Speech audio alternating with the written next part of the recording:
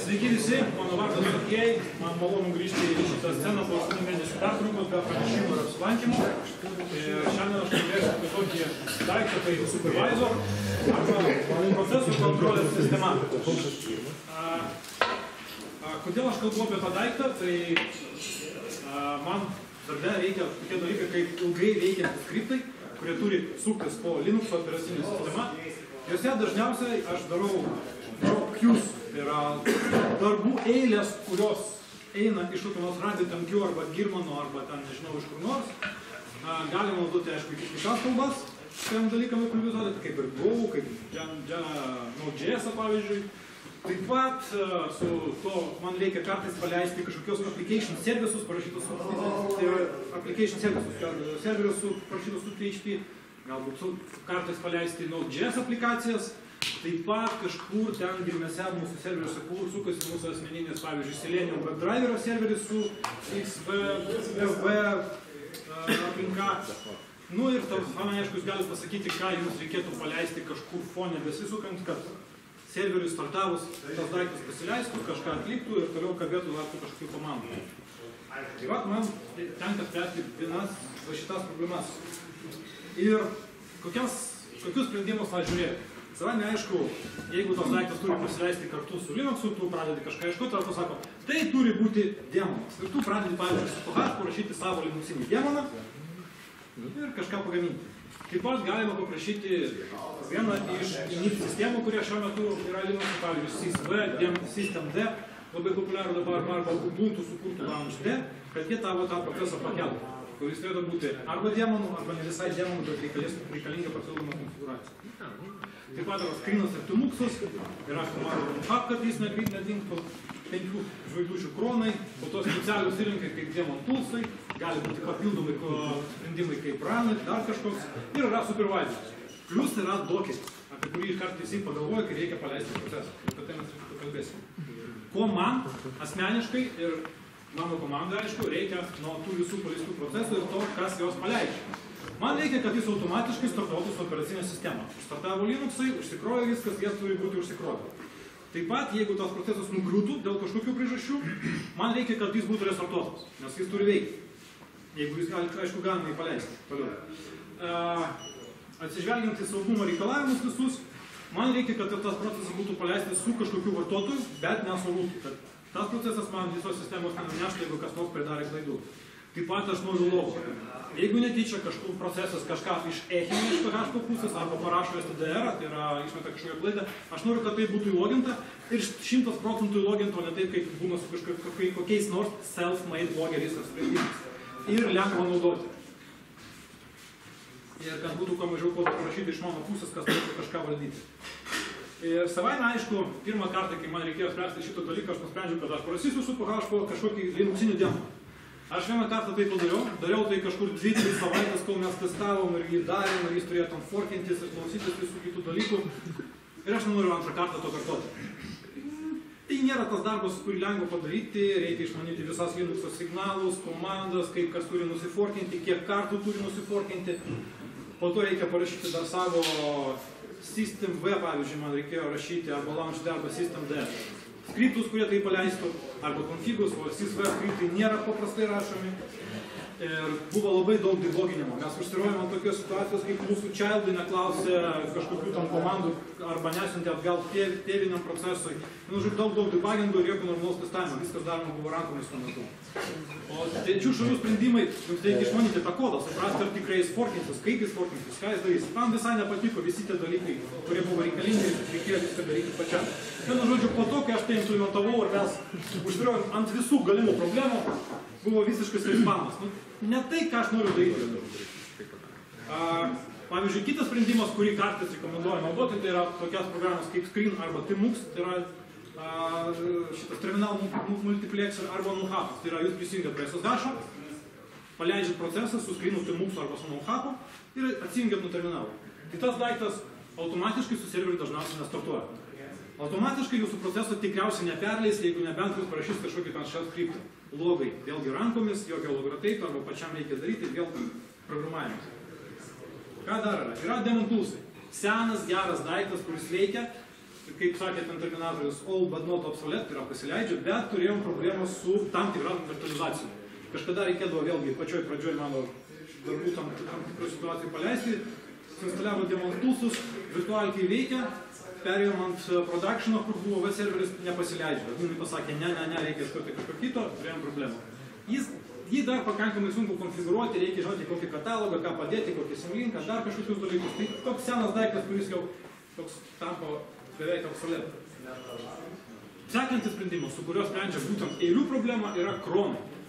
Jie pasileidžia kas minutę, nuskaito, užlokina tam kur nors duombazę dar, padaro darbus, pažymė, kad padarė, nepadarė ir visą kitą. Jie puikus tam tikros situacijoje implementuoti job queues, bet kai kurios situacijos, kai prasideda konkurencija, arba užsilokina, arba nubliūna, ar kažko nepadaro, ar jeigu jums reikia skeilinti, galvos skausmas visada buvo šitoj vietoj. O su RabbitMQ jas, pavyzdžiui, netiks naudoti, ne? Tai blogai. Ir savaime, aišku, visi sako, reikia paleisti Dockerį, kaip tik buvo komentaras Facebook'e. Docker Compose. Ok, puiku, bet ne visi mes galim šiandien paimti ir paleisti mūsų projektą Docker'e. Tai klientas nenori, tai hostingas nepalaiko, tai dar kažkokios problemos su Docker'u.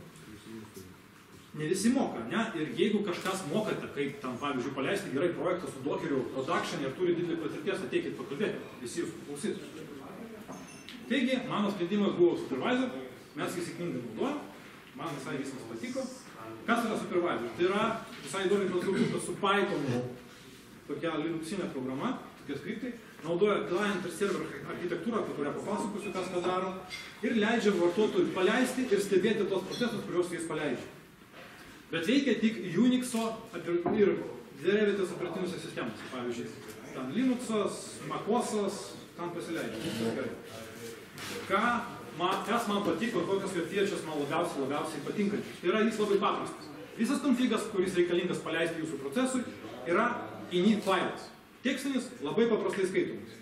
Visi konfigai guli vienam katalogė, jeigu jūs norite keletą galime panaudoti, bet viskas centralizuotai. Nereikia vaikščioti po kelis katalogus, kažkokius simlinkus, kad neaišku daryti, kažką ten suprasti, ką bus, jeigu aš įdėsiu šitą failą čia, ar pasileis, ar nepasileis. Jie skelbiasi, kad jie yra labai efektyvus, tai efficient.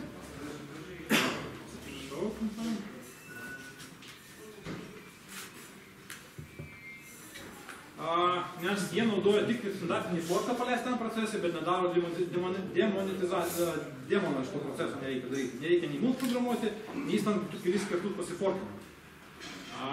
Mes jie taip padarė. Išplečiamas, tai yra jūs galit pasiskaitę manualą, pasinaudoti eventais, kad kažkoks procesas nubliuvo, kažkas su juo atsitiko, jis pakeitė kažkokį statą, arba išnaudoti XML RPC protokolą ir per TCP kažką sakyti procesam, paleisti tą, išjungti šitą, restartuoti, jeigu jums reikia netgi nuotoliniu būdu. Ir suderinamas su Linux, su MacOS, Solaris ir FreeBSD. Pakankamai daug operacinių sistemų gautas. Ir, kaip jie sako, patikrintas, nes net Debianas įsileidė savo visus tos dalykus. Komponentai, apie kuriuos kalbėjau. Klientas ir serveris. Serveris yra supervisor D, tai yra tas demonas, tikras demonas, kuris pasileidžia startavus Linuxui ir jis po to skaito konfiguracinius failus ir paleidžia visus jūsų pasirinktus procesus. Ir yra supervisor CTL, tai yra programėlė, kuri jungiasi prie jūsų supervisor D per Linuxinį soketą arba per TCP protokolą, kaip sukonfigūruosit ir jis sako, parodyk man statusus, paleisk tą, paleisk aną, perkrau konfiguraciją, gali su juo valdyti ir prižiūrėti tos procesus. Instaliacija ant Linuxų yra labai paprasta, jeigu naudoja tų Debian ir jo šeimą, tai apt-get install supervisor tikrai bus. Ant Red Hat'o šeimos yum install supervisor irgi yra. Jeigu jau kažkas negerai, galite naudoti Python'us install arba keep install supervisor. Aš, kaip žmogus kažkiek susidūrė su serverio administravimu, tai sakyčiau, kad jeigu dėgiat iš Linux'o paketų standartinių, tai jums bus prašiau, nes bus kažkoks suportas iš jūsų adminų ir visų kitų atnaujinimų automatiškai ateis, o apatiniai du variantai jums reikės kažką daryti. Patiems. Konfiguraciniai failai. Konfiguraciniai failai yra sudėlioti truputį skirtingą operacinių sistemų, gali būti, kad reikės paieškoti. Ant Debiano šeimos yra RPC supervisor katalogas, kur yra supervisor D pagrindinis konfiguracinis demono failas, kur yra nusakoma iš kur skaityti likusias konfiguracijos, kokie yra permission ant soketo, ką klausyti, ko neklausyti. Ir yra katalogas ETC supervisor conf D, kur guli kiekvieno proceso ar kelių procesų konfiguraciniai failai, kurios po to įskaito. Ant Debiano, ant Head'o turėtų būti kitaip, ETC katalogai iš karto yra supervisor D pagal standartą ir yra atskiros katalogas. Gali būti skirtas ant kitų operacinių sistemų truputį kitaip. Kaip paleisti paprasčiausią procesą? Atidarot, kaip aš sakiau, katalogą supervisor conf.d, įdedat ant mano procesas.conf, ne? Ir rašot į tokį paprastą daiktą. Programą, jos pavadinimas ir kokią komandą jį paleidžia. Savaime aišku, tam, kad jis pasileistų ir ilgai veiktų, viduje turi būti atinkamas kodas. Paprasčiausias yra while true ir ten kažką jis išveda arba skaičiuoja. Bus pavyzdys vėliau. Kuo šitas pavyzdys yra blogas, supervisor pasileidžia po rūtų. Dažniausiai, pagal nutilėjimą. Ir šitas procesas bus paleistas irgi po rūtų. Jeigu jūs padarysite kažkokią klaidą šitam PHP skriptui ir jis ištrins viską iš jūsų kieto disko dėl tos klaidos, jūs nukentėsite. Ir kitos atitinkamos problemos. Jeigu jūs turite jau šitą sukonfigūruotą failą, yra komandos. Supervisor status, tai yra parodyk status, kokie yra procesai. Supervisor update, nuskaityk konfiguracinius failus ir juos peržiūrėk ir pakeisk savo konfiguraciją taip, kaip reikia. Tai yra, jeigu konfiguracinis failas buvo ištrintas, tai išjunk tą procesą. Jeigu pakeistas, išjunk procesą ir paleisk iš naujo. Jeigu atsirado naujas kažkoks procesas, kuris sukonfigūruotas savo programa, jis jos jungs. Taip pat komandos stop, start ir restart, kur rašomas proceso pavadinimas. Atitinkamai jis sustabdo, startuoja arba restartuoja tą procesą. Ir jūs klausit, kas yra su logais. Su logais yra viskas labai gerai. Pagal nutilėjimą, kiekvienam procesui supervisorius logina viską, ką jis išmeta į standartinį echo arba tą std auto linuxinį, arba tai, ką jūs parašot į klaidas arba stdr. Visi logai saugomi pagal nutilėjimą var logs supervisor katalogė su rūto teisėm, tik su rūto teisėm prie jų galima prieiti, bet kas gali paleisti supervisor ctl, gali paleisti komandos kaip maintail-f, jis automatiškai stebės pačio supervisoriaus logą pagrindinio proceso ir kuriame bus loginama, kokie įvykiai vyksta, kokie procesai nugriuvo arba buvo prikelti dėl kokių priežasčių. Ir kiekvienam atskiram procesui yra po atskirą std-out ir std-r logą, kurį irgi galima teilinti ir matyti, kas tam vyksta. Tai savaime aišku, jeigu dėl nenumatytų priežasčių kažkoks skriptas užsimuša, kaip sakant, ir išmeta klaidą šiaip į standartinį std-r, kaip exception, kurios nesuhandlinat, tai jis bus std-r logė, tai yra klaidų logė. Ir jūs nepamesite ir galėsite pasibuginti po to jau vėliau. Ateinat ryte, kažkas neveikia pamato. Ir šiaip viskas gerai, procesai pasileidžia, visi džiaugiasi to dalyko. Ir ką dar galima daryti, nes man programų dalis po tą konfigų labai patinka.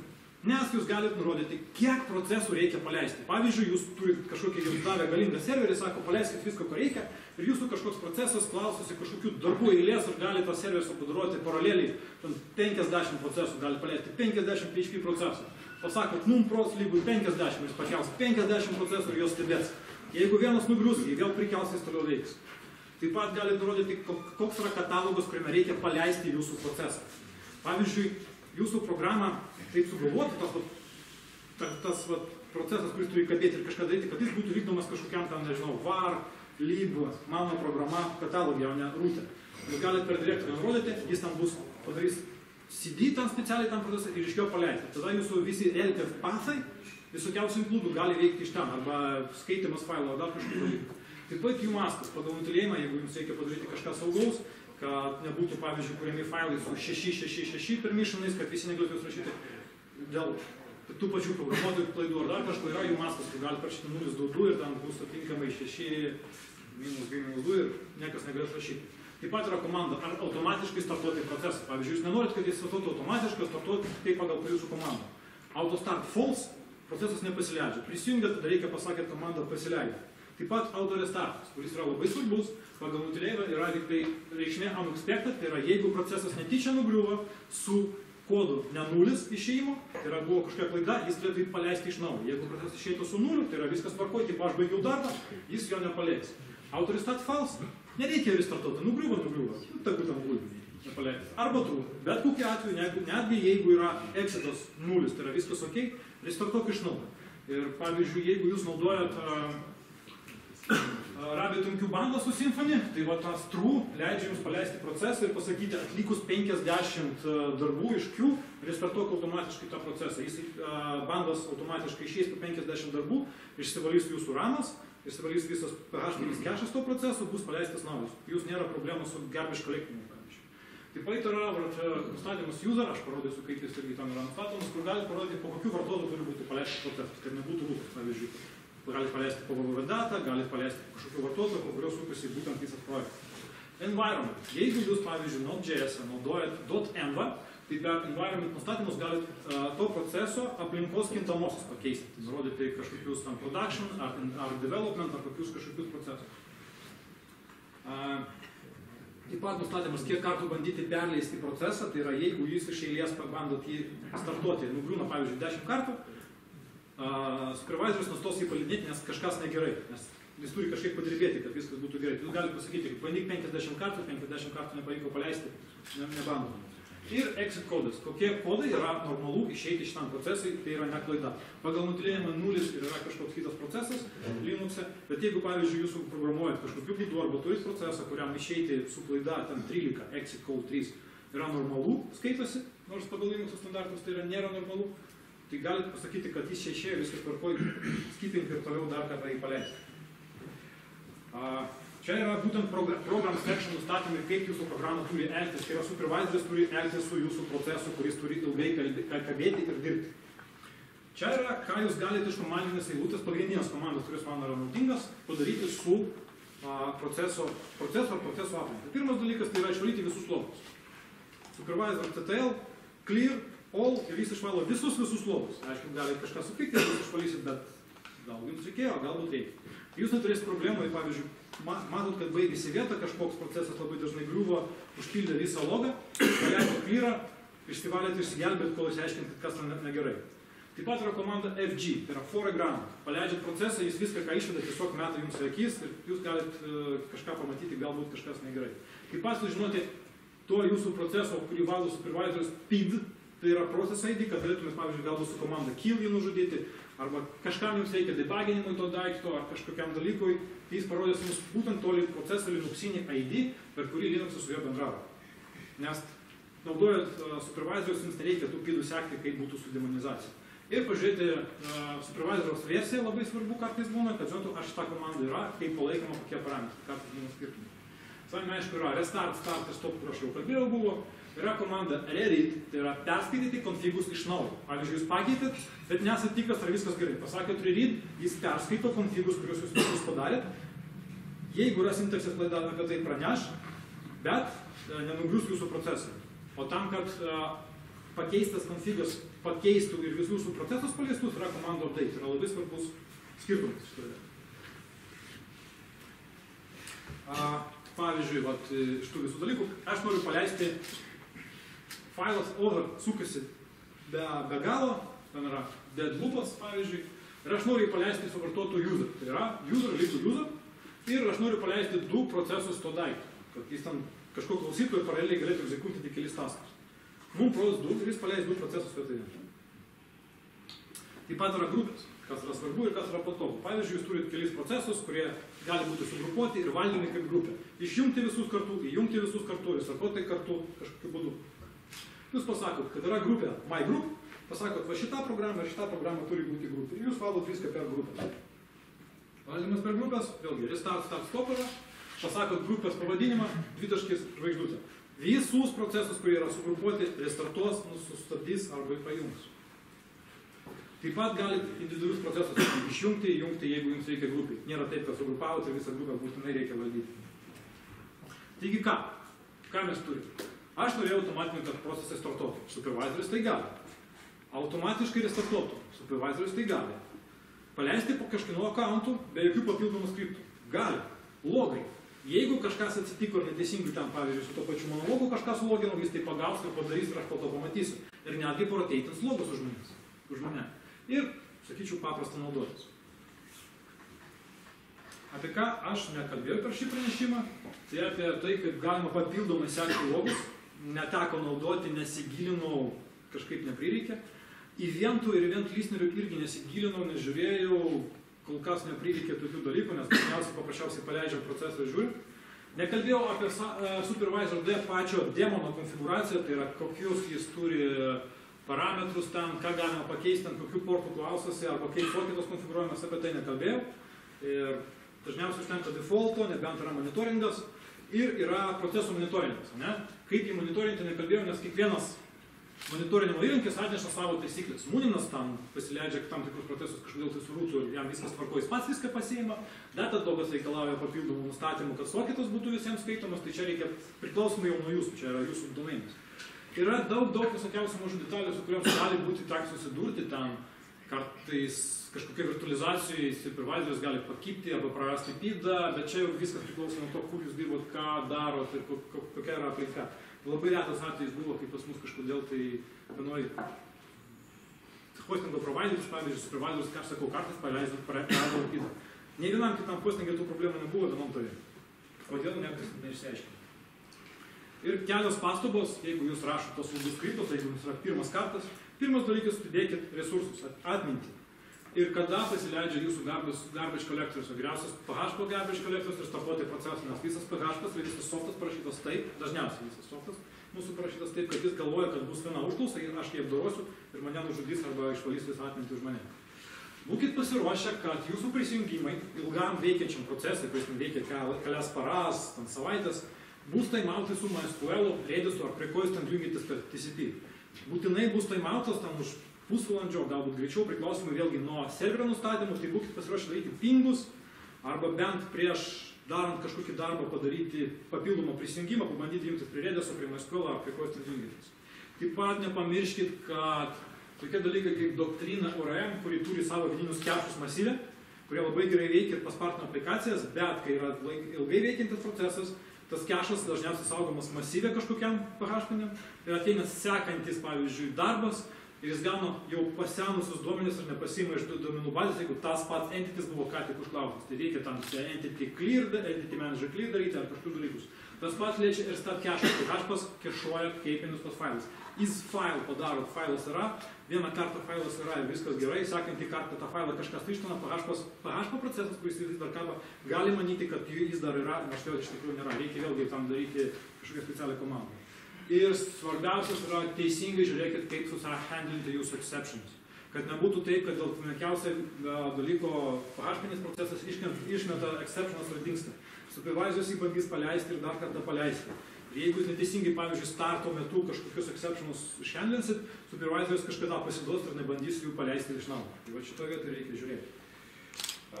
Čia nuorodos bus, slaidus patiduosiu kaip visada į Vilnius PHP, bus nuoroda į supervisorių, į gerą tutorialą išdėlyti laušną, kaip jį suinstaliuoti objektai, o pliusų tutorialas ir pavyzdžiai, kurios tikriausiai toj parodysiu, jeigu niekas neprieš. Kaip konfigūruojama ir kažkas daroma. Diskusija bus truputį vėliau. Dar vienas dalykas apie supervisorių ir Dockerį prisiminiau ką tik. Labai buvo blogas pavyzdys pačioj pradžioj Dockerio istorijos. Hebra paimdavo Dockerio konteinerį, į vidų įkišdavo supervisorių, o į tą supervisorių sukišdavo PHP, MySQL, Cronus ir dar Nginx arba Apache. Kas visiškai pažeisdavo Dockerio principus, kad vienas procesas, vienas konteineris.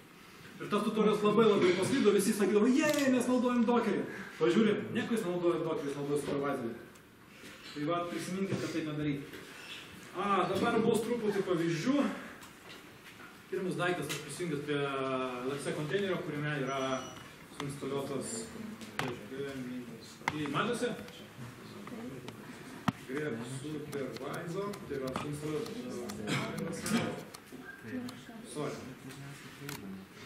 Yra supervisoris instaliuotas ir viskas jau gerai. Aš galiu supervisor CTL prisijungti prie jo komandinį eilutę. Tas sudas reiks. Pastas. Gerai. Status, proceso nėra. Help. Pagalba yra komandinė eilutė, visą gali pažiūrėti, yra papildomas komandos. Help. Clear. Parašo. Help clear parašo tokias fragmentus. Viskas gerai su šitą daiktą. Aš špėtkas darysiu. Pirmas daiktas, apie kurį noriu pakalbėti, tai yra paprastas skriptas, kuris sukasi nuolat.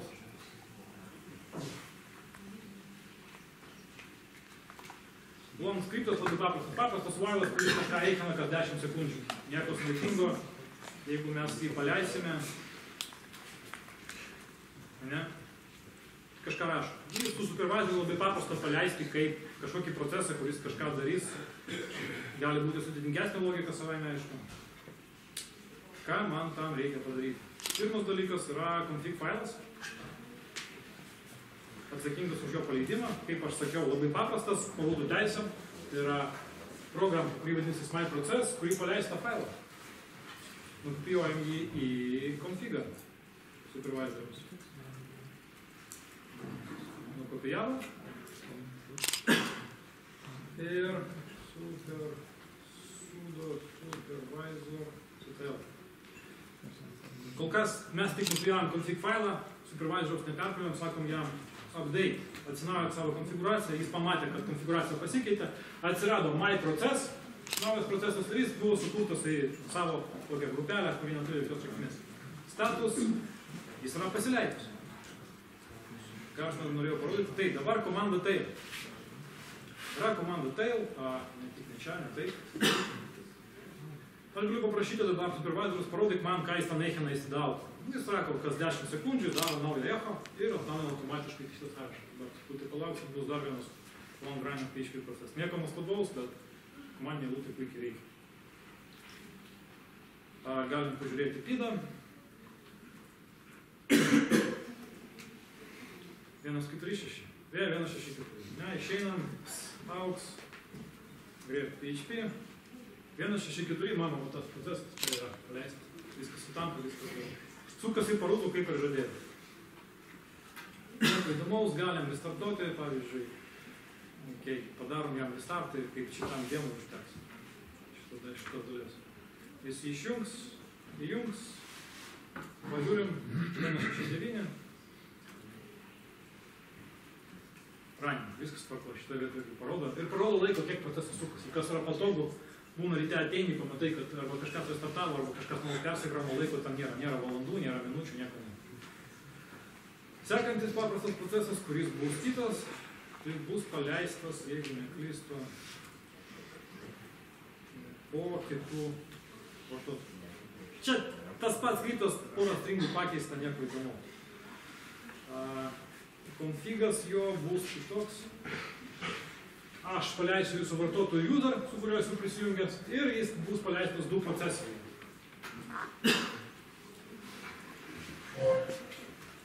Nukopijuoju konfiguracinį failą iš mano backupo configų demo į konfiguracinį katalogą jo ir pasakau, ne, aš pradėsiu taip, sudo supervisor sutel. Sakau status. Kol kas nepadariau update'o, procesas neatsirado. Sakau update, o mes prisimenam, kad jis turi paleisti du procesus. Sako, pamačiau. Status. Jis paleido myOver proceso du procesus, kuriuos parodo per 0, 1, 2, 3. Kaip matot, bus du procesai. Taip atrodo du paleisti procesai. Jeigu aš dabar susimąstysiu, sakysiu, blemba, aš noriu daugiau. Supervisor on myOver. Aš sakysiu, aš noriu, žinai, daugiau procesų. 5, pavyzdžiui. Įsijungiu prie supervisor, sakau update. Jis sustabdo tos du procesus ir paleidžia naują grupę, iš naujo tos procesus, bet jau 5. O, yra 5 procesai. Paprasta, nereikia rašyti kodą, nereikia forkinti, nereikia jų prižiūrėti. Mes galime netgi pabandyti taip. Mes turim vieną iš jų proceso PIDą. Sakom, kill. Ir einam pas vėl pas supervisor. Jis paleido naują. Buvo 1.4.3, jis pamatė, kad jis nugriuvo, nestandartinė situacija, 2.4.8 paleistas naujas. Jeigu jis dar bus nužudytas, jis dar kartą paleistų. Ir dar kartą paleistų, nebent jis nuolat starto metu griūtų. Kaip sakiau, galime daryti grupės. Bandom sukurti grupę. Vėlgi yra paruoštas konfigas. Yra konfigas. MyGroup, grupė MyGroup, kurioje bus MyProcess, myOver process. Ir jų priority yra 999, kas yra defaultas. pavyzdžiui, ir procesai gali turėti prioričius, kokį pirmą paleisti, kokį sekantį. Paskui jis gali irgi kažkada pažaisti, jeigu to reikės. Vėl aš šiaip. Ir ką mes turim? Mes konfigūruojam konfigą ir sakom update. Jeigu jūs pamato naują grupę, jis sustabdo visus procesus, kurie turi priklausyti šitai grupiai, perkonfigūruoja save viduje ir paleidžia tą grupę iš naujo. Truputį laiko užtrunka, nes reikia paleisti daug procesų. Bet, kaip matot, visi šitie procesai į MyProcess priklauso dabar vienai grupė. Aš dabar galiu pasakyti restart my group. Šiaip tabas veikia labai patogu. Žvaigždutė ir jis perkos vėlgi visus šitos procesus vieną komandą. Sugrupavau, pavyzdžiui, pas mus yra Node.js dalis, kuris klausosi realaus laiko pranešimų iš RabbitMQ ir persiunčia jos toliau pagal duomenų bazę savo ten tokį dipstreamą. Jos kelios yra skirtingų dalykų ir jie vienoj grupė. Mes jas deployinam ir restartinam jos kartu. Tai mes jos turim grupėje ir mes paprašiau sakom, restartuok tą grupę, jis jos visus restartuoja. Jeigu reikia, jis tam truputį jos startuoja. Viskas gerai, šitoje vietoje gerai. Dabar parodysiu jums labai paprastą procesą. Procesas, kuris išeina.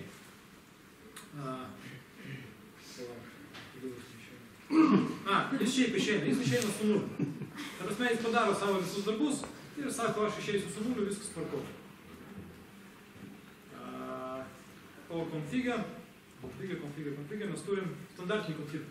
Tai yra šis procesas baigia atlieka savo darbus ir išeina su status nulis, kas yra baigiau darbą. Ir mūsų supervisorius sulaukęs to pranešimų, kad viskas yra tvarkoj, jo paprasčiausiai neperleis. Tai iš naujo nepaleis jam išėjus.